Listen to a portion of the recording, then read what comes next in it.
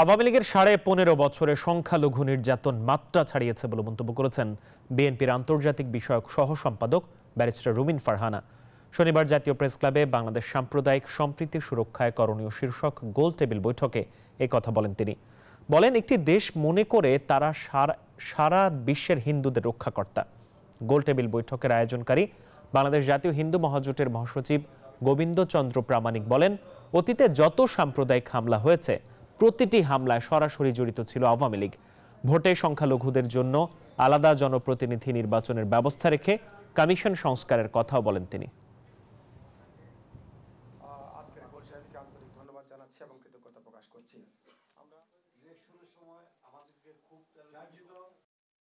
মাইনরিটিদের রাজনৈতিক ঢাল হিসেবে ব্যবহার করে দেশে এবং বিদেশে যারা দেশকে মৌলবাদী জঙ্গিবাদী প্রচার করে রাজনৈতিক সুবিধা নিয়েছে এবং দেশকে অস্থিতিশীল করার চেষ্টা করছে, তাদের কবর রচনা করতে চাই।